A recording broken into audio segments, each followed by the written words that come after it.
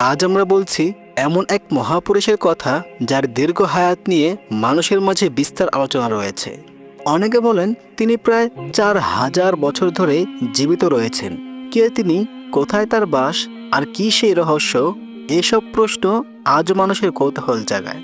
এই দীর্ঘ হায়াতের পিছনে কোনো বাস্তব ঘটনা রয়েছে কিনা, আসুন আজ আমরা সেই মহাপুরুষ হজরত খিজির আলাইহিসসালাম এবং ন্যায়পরায়ণ বাদশাহ জুলকারনাইনের এক বিস্ময়কর ঘটনা জেনে নেই। অনেকদিন আগের কথা, তিনি অবস্থান করেছিলেন পৃথিবীর এক প্রান্তে, যেখানে ছিল জনমানবহীন গভীর নির্জনতা। প্রকৃতির নীরবতার মাঝে তিনি ধ্যান ও আল্লাহর নির্দেশ পালনের প্রস্তুতিতে নিজেকে নিয়োজিত রাখতেন। স্থানটি ছিল সমুদ্রের পাড়ে কাদামাটির বিস্তৃত প্রান্তরে।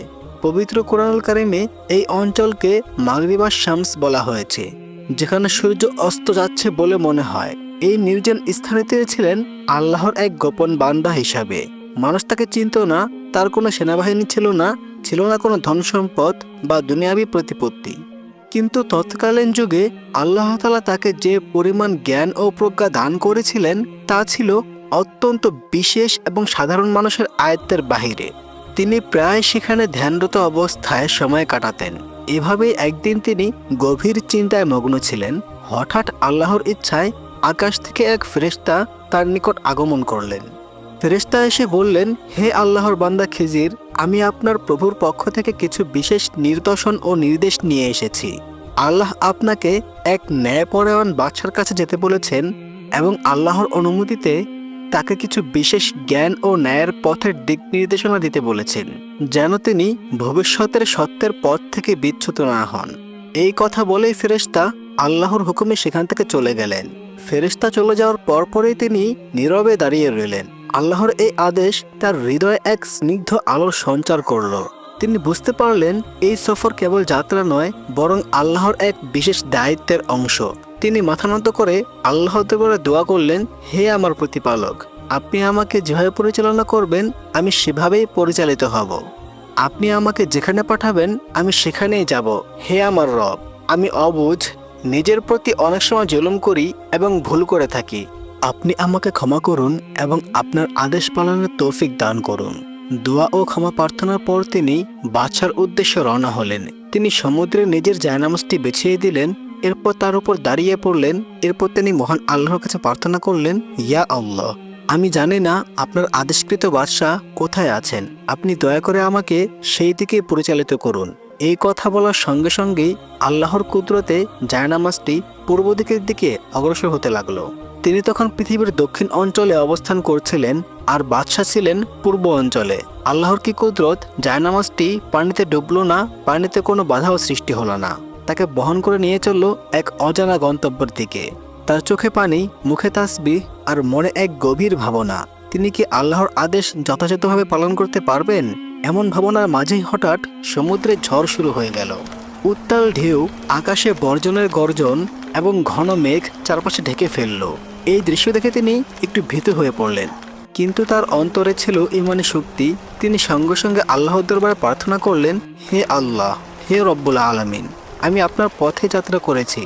এখানে আমার কোনো দুনিয়াবী স্বার্থ নেই। আমার একমাত্র উদ্দেশ্য আপনাকে সন্তুষ্ট করা। আপনি চাইলে আমাকে ডুবিয়ে দিতে পারেন, আপনি চাইলে আমাকে এক নিমেষেই ধ্বংস করতে পারেন। হে আল্লাহ, আপনি আমার সহায় হন। এই দোয়ার সঙ্গে সঙ্গেই সমুদ্র শান্ত হয়ে গেল, বজ্রের গর্জন থেমে গেল আর আকাশের মেঘ পরিষ্কার হয়ে গেল। তিনি আবার বিশাল সমুদ্রের জলরাশি অতিক্রম করতে লাগলেন। আল্লাহর কুদরতে এত বড় সমুদ্র পাড়ি দিতে তার বেশি সময় লাগলো না। অল্প সময়ের মধ্যেই তিনি সমুদ্র পার হয়ে গেলেন। এরপর তার সামনে এসে পড়ল এক বিশাল জঙ্গল। সেখানে বসবাস করত হিংস্র পশুরা, যারা মানুষ দেখলে আক্রমণ করত। চারিদিকে শোনা যাচ্ছিল ভয়ঙ্কর গর্জন। কিন্তু যেই না আল্লাহর সেই বান্দা জঙ্গলে পা রাখলেন, সঙ্গে সঙ্গে পুরো জঙ্গল নিস্তব্ধ হয়ে গেল। পশু পাখিরা শান্ত হয়ে মাথা নত করে দাঁড়িয়ে রইল। প্রকৃতি যেন তাকে চিনে ফেলেছিল। এটি সেই ব্যক্তি যার সঙ্গে আল্লাহর এক রহস্যময় সম্পর্ক রয়েছে। জঙ্গল অতিক্রম করার পর তিনি পৌঁছালেন দুর্গম পাহাড়ি অঞ্চলে। খাড়া পাথর, শীতল বাসারে মোড়া সেই পাহাড়ে তিনি অবিরাম উঠতে থাকলেন। ক্লান্তি তাকে স্পর্শ করল না।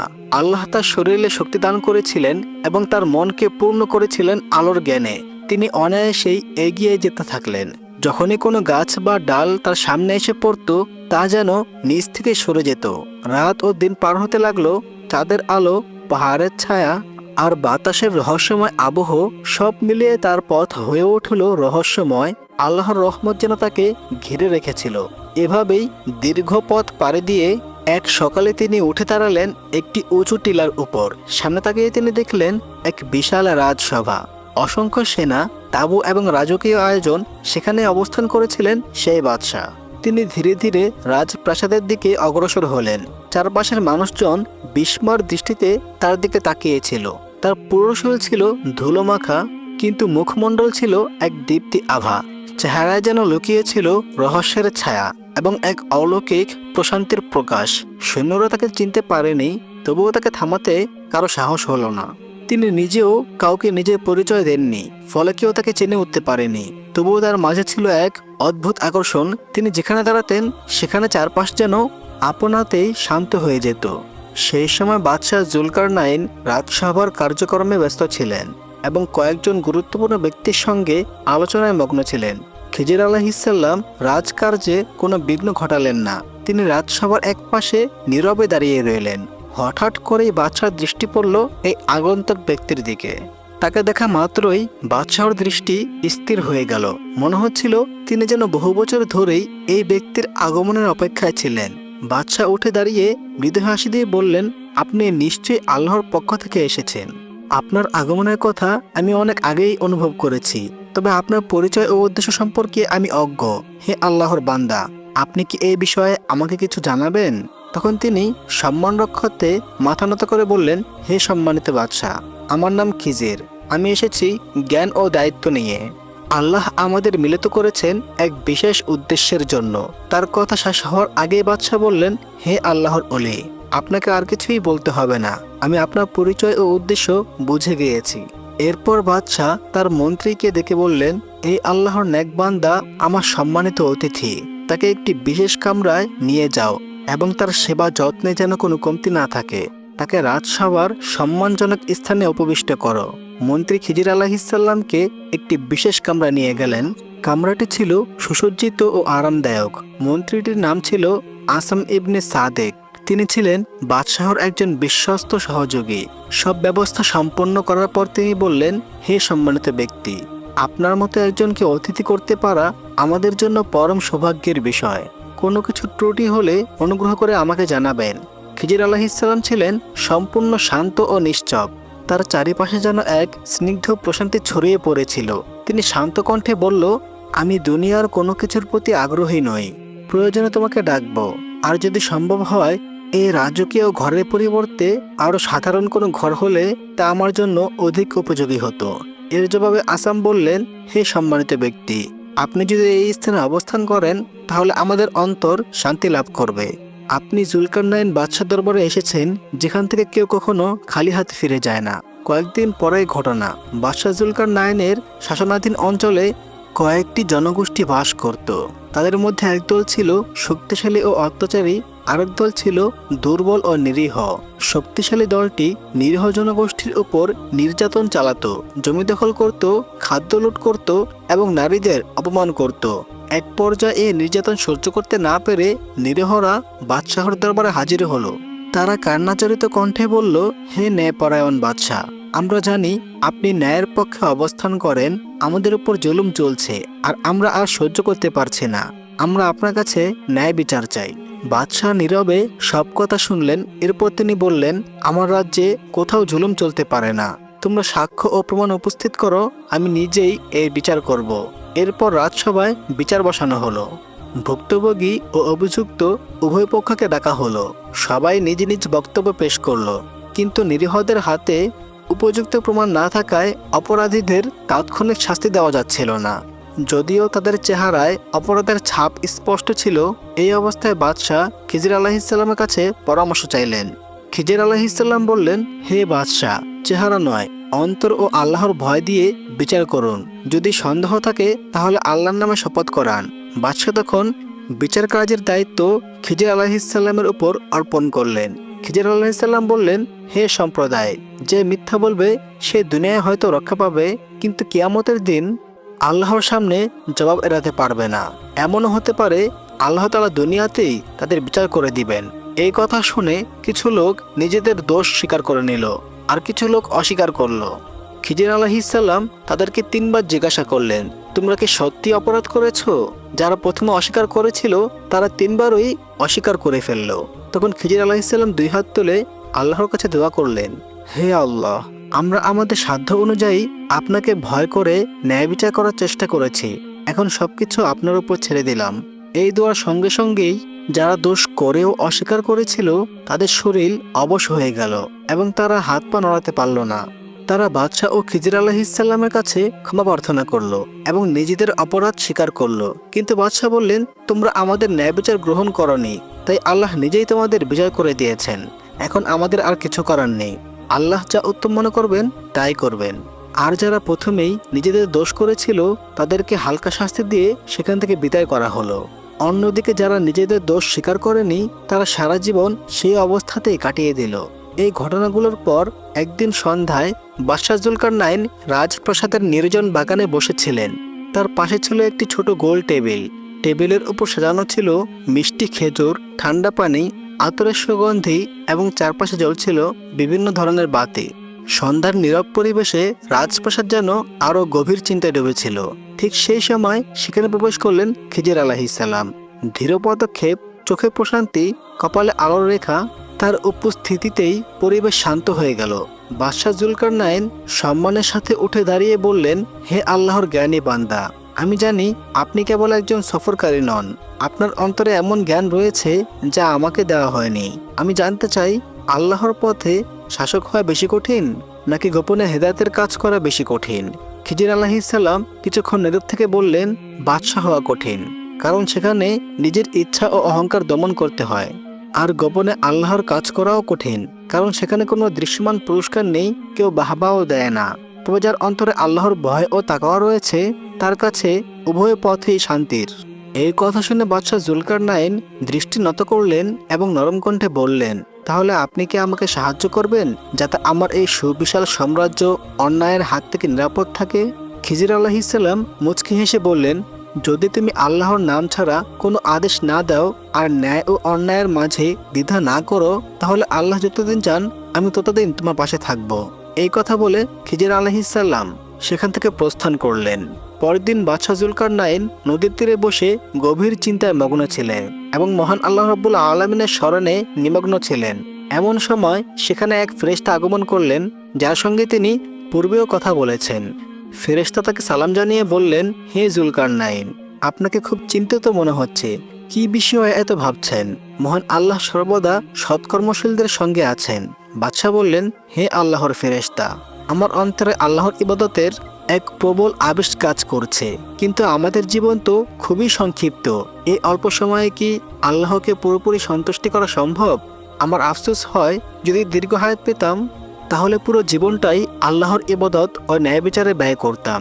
তখন ফেরেশতা সান্ত্বনা সুরে বলল, হে আল্লাহর নেক বান্দা, এক সময় আকাশে আমি এক ঝর্ণার কথা শুনেছিলাম, যার নাম ছিল আবে হায়াত। তা কুহে কাফের পদদেশে অবস্থিত। শোনা যায়, যে ব্যক্তি আল্লাহর অনুমতিতে সেই ঝর্ণার পানি পান করে সে কিয়ামত পর্যন্ত হায়াত পায়। এই কথা শুনে বাদশাহ জুলকারনাইন উঠে দাঁড়ালেন। আল্লাহর ইবাদতের আগ্রহ তার অন্তরে আরও বেড়ে গেল। পরদিন তিনি এক বিশাল সভার আয়োজন করলেন। সেখানে তার রাজ্য ও আশেপাশের রাজ্যের সব জ্ঞানী ও প্রজ্ঞাপন ব্যক্তিরা উপস্থিত হলেন। সবার আগে তিনি সবাইকে তাওহীদের দাওয়াত দিলেন। এরপর বললেন, হে সম্মানিত উপস্থিতি, আমি আপনাদের এক অদ্ভুত ও বিস্ময়কর উদ্দেশ্যে ডেকেছি। আমি আবে হায়াত সম্পর্কে জানতে চাই। এই বিষয়ে যার যতটুকু জানা আছে সে আমাকে জানান। তখন এক দার্শনিক উঠে বললেন, হে মহারাজ, দীর্ঘকাল ধরে আবে হায়াত রূপকথা হিসেবেই পরিচিত, তবে কিছু প্রাচীন নথিতে একটি ঝর্ণার উল্লেখ পাওয়া যায়, যা অন্ধকার জঙ্গলে প্রবাহিত হয়, যেখানে সূর্যের আলো পৌঁছায় না।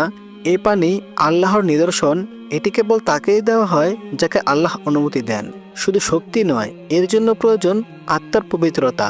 এই কথা শুনে বাদশাহ কৌতূহলী হয়ে জিজ্ঞাসা করলেন, তাহলে সেই স্থান কোথায়? কোন পথে গেলে সেখানে পৌঁছানো যায়? একজন ভূগোলবিদ বললেন, হে বাদশাহ, আমার হিসাব অনুযায়ী সেই স্থানে অবস্থিত জলজগতের এক রহস্যময় দ্বীপে। সেখানে যেতে হলে পার হতে হবে মরুভূমি, অগ্নি পাহাড়, অন্ধকার গুহা এবং এমন এক উপত্যকা যেখানে সময় থেমে যায়। সেখানে একবার কেউ গেলে সে আর ফিরে আসে না। এই কথা শুনে বাদশাহ জুলকারনাইন কিছুটা সংকুচিত হয়ে পড়লেন। মনে মনে ভাবলেন, এত কঠিন পথে তিনি কিভাবে অগ্রসর হবেন। তখন তিনি সভাসদদের উদ্দেশ্যে বললেন, আপনাদের মধ্যে কি কেউ এমন আছেন যিনি আমার সঙ্গে যাবেন এবং এই পথে আমাকে সাহায্য করবেন? যার হাতে আমার প্রাণ, তার কসম আমি তার কাছে চিরকৃতজ্ঞ থাকব। সেই সময় রাজসভায় উপস্থিত ছিলেন খিজির আলাইহিসসালাম। বাদশাহর চিন্তিত মুখ দেখে তিনি বললেন, হে বাদশাহ, আপনি ভয় পাবেন না। মহান আল্লাহ আপনাকে পথ দেখানোর জন্যই আমাদের সাক্ষাৎ ঘটিয়েছেন। আমি অবশ্যই আপনার সঙ্গে যাব। এর পরের দিন তারা রওনা হলেন এক অজানা উদ্দেশ্যের পথে। কেউ ঘোড়ায় চড়ে, কেউ আবার পায়ে হেঁটে। সবার দৃষ্টি ছিল পশ্চিম দিকের দিকে, কারণ কথিত ছিল আবে হায়াত অবস্থিত সেই অরণ্যের শেষ প্রান্তে যেখানে সূর্য অস্ত যাচ্ছে বলে মনে হয়। তারা সকলেই মহান আল্লাহ রব্বুল আলামিনের উপর ভরসা করে সফর শুরু করলেন। সঙ্গে ছিল সামান্য কিছু খাদ্য, কিছু প্রয়োজনীয় সরঞ্জাম এবং অল্প কয়েকজন সৈনিক। তাদের চোখে ছিল প্রশান্তি আর অন্তরে ছিল স্নিগ্ধতার আলো। দীর্ঘ পথ অতিক্রম করার পর তারা এক রহস্যময় জঙ্গলে পৌঁছালেন। সেই জঙ্গলে বাস করত অনেক ভয়ঙ্কর ও হিংস্র প্রাণী। কিছু দূর এগিয়ে তারা এক অদ্ভুত দৃশ্য দেখতে পেল। সেখানে গাছগুলো যেন কথা বলছিল, মুখে নয় বরং পাতার নড়াচড়ায়। গাছগুলো তাদের পথ আটকে রেখেছিল। একটি গাছ যেন বলে উঠল, যারা অহংকার নিয়ে চলে তারা আমার ছায়া পায় না। আরেকটি গাছ ফিসফিস করে বলল, শুধু আল্লাহর ওলিরাই পারে এই পথ অতিক্রম করতে। তখন খিজির আলাইহিসসালাম সিজদায় লুটিয়ে পড়লেন। সঙ্গে সঙ্গে গাছগুলো সরে গেল এবং পথ সম্পূর্ণ পরিষ্কার হয়ে গেল। তারা আবার যাত্রা শুরু করলেন। আরও দূর অগ্রসর হয়ে তারা এক অদ্ভুত নদীর তীরে পৌঁছালেন। নদীর পানি ছিল স্থির, সেখানে কোনো মাছ ছিল না, শুধু বালুময় স্রোত যেন ধীরে প্রবাহিত হচ্ছিল। খিজির আলাইহিসসালাম বললেন, হে সাথীগণ, এটা কোনো সাধারণ নদী নয়। এই নদী পার হতে হলে নিজের সময়বোধ বিসর্জন দিতে হবে। তখন জুলকারনাইন বললেন, আজ থেকে সময় আমাদের নয়, আমরা এখন আল্লাহর সময়ের মধ্যে আছি। অতঃপর তারা কষ্ট ও ক্লেশ সহ্য করে নদী পার হলেন। কিন্তু সেই পথে তিনজন হারিয়ে গেল, কারণ তারা পিছন ফিরে তাকিয়েছিল। এরপর তারা পৌঁছালেন এক গুহায়, যার নাম ছিল সাইয়্যিদাতুন নাফস, অর্থাৎ নফসের নারী। এই গুহার ভিতরে মানুষ নিজের ভয় ও লোভ ও পাপকে দেখতে পায়। হঠাৎ এক শূন্য চিৎকার করে উঠল, আমার মা আমাকে ডাকছে। খিজির আলাইহিসসালাম বললেন, এটি তোমার মা নয়, এটি তোমার লোভ। শয়তান তোমাকে বিভ্রান্ত করছে, তুমি একদমই সেদিকে তাকাবে না। এই বলে তারা আবার পথ চলতে লাগলেন। প্রতিটি ধাপে ধাপে তারা নানা ভয়ঙ্কর পরীক্ষার মুখোমুখি হলেন, কিন্তু তাদের একনিষ্ঠ তাওয়াক্কুলের কারণে আল্লাহর রহমতে কোনো বাধাই তাদেরকে আটকাতে পারল না। এভাবেই তারা এক বিস্ময়কর উপত্যকায় পৌঁছালেন। দুটি পাহাড়ের মাঝে অবস্থিত সেই অঞ্চল ছিল নীরব ও ভীতিকর। সেখানকার মানুষদের ভাষা সাধারণ কেউ বুঝতে পারত না, কিন্তু আল্লাহ জুলকারনাইনের জন্য ভাষার প্রতিবন্ধকতা দূর করে দিলেন। তারা জানালো, ইয়াজুজ ও মাজুস এই ভূমিতে ভয়াবহ বিপর্যয় সৃষ্টি করে। তখন জুলকারনাইন বললেন, তোমরা আমাকে শ্রম দিয়ে সাহায্য করো, আমি তোমাদের জন্য একটি প্রাচীর নির্মাণ করব। এরপর দুটি পাহাড়ের মাঝখানে লোহার পাত স্থাপন করা হলো। তার উপর গলিত তামা ঢেলে প্রাচীরকে অত্যন্ত মজবুত করা হলো। এভাবেই তৈরি হলো এক অটল প্রাচীর। সেই প্রাচীর এতটাই মজবুত যে ইয়াজুজ মাজুস তা আজও ভাঙতে পারল না এবং আজও ফুটা করতেও পারল না। তখন খিজির আলাইহিসসালাম বললেন, তারা দুনিয়ার একটি পরীক্ষা, তাদের মুক্তির সময় হবে কিয়ামতের পূর্ব মুহূর্তে। আজ তাদেরকে রোধ করা হয়েছে, কাল তারা আবার উঠবে। জুলকারনাইন বাদশাহ বললেন, এটা আমার প্রভুর একটি অনুগ্রহ। এরপর তারা আবার সফর শুরু করলেন। দিন ও রাত পেরিয়ে এক ভয়ঙ্কর অন্ধকার উপত্যকায় পৌঁছালেন। সেখানে আলো প্রবেশ করত না, আর পথ ছিল বিভ্রান্তিকর। সেই অন্ধকারেই তারা একে অপর থেকে বিচ্ছিন্ন হয়ে গেল। জুলকারনাইন যত খুঁজলেন, খিজির আলাইহিসসালামকে আর পেলেন না। অন্যদিকে খিজির আলাইহিসসালাম আল্লাহর উপর ভরসা করে এগিয়ে চললেন। তিনি পানির ক্ষীণ শব্দ শুনতে পেলেন। সেই শব্দ অনুসরণ করে তিনি এক গুহার ভিতর প্রবেশ করলেন। সেখানে ছিল এক আশ্চর্য জলধারা, স্বচ্ছ নীরব, কিন্তু পুরো গুহা যেন আলোয় ভরে উঠেছিল। তিনি বুঝতে পারলেন এটাই সেই আবে হায়াত। তিনি সামান্য পানি পান করলেন। মুহূর্তে তার শরীরে এক অদ্ভুত পরিবর্তন অনুভূত হলো। এরপর তিনি আর পুরনো পথে ফিরে আসতে পারলেন না। অন্যদিকে জুলকারনাইন অনেক খোঁজাখুঁজির পর রাজপ্রাসাদে ফিরে এলেন। তার অন্তরে তখন একটি গভীর উপলব্ধি জন্ম নিয়েছিল যে সফলতা কেবল দীর্ঘ হায়াতে নয়, বরং আল্লাহ প্রদত্ত সময়ের ভিতর। তো প্রিয় দর্শক ও শ্রোতা, আমরা প্রত্যেকে আল্লাহ তাআলার কাছ থেকে যতটুকু হায়াত পেয়েছি সেই সীমিত সময়টুকুই আমাদের জন্য সবচেয়ে বড় আমানত। এই হায়াত দীর্ঘ হোক বা সংক্ষিপ্ত, সফলতা এতে নয়। জীবনের সময়টুকু মহান আল্লাহ রব্বুল আলামিনের সন্তুষ্টির পথে কিভাবে ব্যয় করা হলো সেটার মধ্যেই প্রকৃত সফলতা নিহিত। হযরত খিজির আলাইহিসসালাম ও ন্যায়পরায়ণ বাদশাহ জুলকারনাইনের এই কাহিনী আমাদের শিখায়, আল্লাহ যাকে চান বিশেষ জ্ঞান দেন, যাকে চান ক্ষমতা দেন, কিন্তু উভয়ের জন্যই শর্ত একটাই, তাকওয়া, ন্যায়পরায়ণতা এবং আল্লাহর ওপর পূর্ণ ভরসা। আসুন আমরা সবাই চেষ্টা করি নিজ নিজ অবস্থান থেকে ন্যায়, সত্য ও আল্লাহ ভীতিকে আঁকড়ে ধরতে, কারণ কিয়ামতের দিন দীর্ঘ হায়াত নয়, বরং সঠিক আমলই হবে আমাদের মুক্তির কারণ। প্রিয় দর্শক, আজকের এই ঘটনাটি আপনাদের কেমন লাগলো তা কমেন্ট করে অবশ্যই জানাবেন। আর এমন আরও ইসলামিক গল্প ও শিক্ষা পেতে আমাদের চ্যানেলটি সাবস্ক্রাইব করে সাথেই থাকুন।